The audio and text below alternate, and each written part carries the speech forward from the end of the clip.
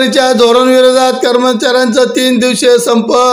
महावितरण कंपनीमधील पुनर्रचनेच्या चुकीच्या प्रस्तावाची अंमलबजावणी त्वरित थांबवण्यात यावी या प्रमुख मागणींसह इतर मागण्यांसाठी विद्युत कर्मचारी अभियंते अधिकारी कृती समितीतर्फे आज दिनांक 9 ऑक्टोबर 2025 रोजी पासून 3 दिवसीय संप पुकारण्यात आला आहे।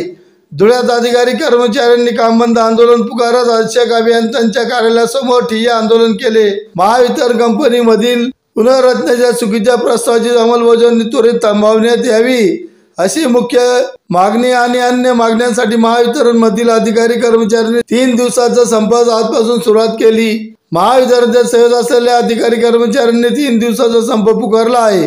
त्यात विद्युत कर्मचारी अभियंते अधिकारी संघटना आणि कृती समितीचा सहभाग आहे। एकीकडे व्यवस्थापनाच्या चुकीच्या आणि नेहमी बदलणाऱ्या धोरणांमुळे कर्मचाऱ्यांमध्ये संभ्रमाचे आणि असुरक्षेचे वातावरण निर्माण झाले आहे। समांतर वीज वितरण परवान्यासह 327 वीज उपकेंद्र खाजगी भांडवलदारांकडे सोपवण्यासाठी वातावरण निर्माण करण्याचा प्रयत्न होत आहे। भविष्यात राज्याच्या हितासाठी महावितरण कंपनी आणि कंपनीमध्ये कार्यरत कर्मचाऱ्यांचं प्रभावी धोरण निश्चित करून असावत खाजगीकरण थांबावे अशी मागणी मुख्यमंत्री देवेंद्र फडणवीस यांच्याकडे करण्यात आली आहे, असेही यावेळी सांगितले। आंदोलनात किशोर पाटील, सीताराम बोरसे, चतुर संधाने, नाना पाटील यांच्यासह बहुसंख्य अधिकारी कर्मचारी सहभागी झाले होते। हम सब एक है, हम सब एक है, हम सब एक है, हम सब एक है। अल्लाह बोल, अल्लाह बोल, अल्लाह बोल, अल्लाह बोल। राज्य सरकार पे अल्लाह बोल, केंद्र सरकार पे अल्लाह बोल, प्रशासन अल्लाह बोल, अल्लाह बोल, अल्लाह बोल, अल्लाह बोल।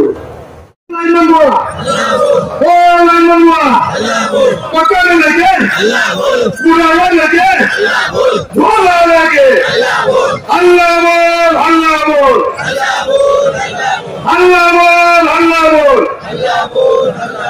तांत्रिक बांधव 7 संघटना संयुक्त कृती समितीचा जो लाक्षणिक संप आहे, तो संप प्रामुख्याने हा रिस्ट्रक्चरच्या संदर्भात संप आयोजित केलेला आहे।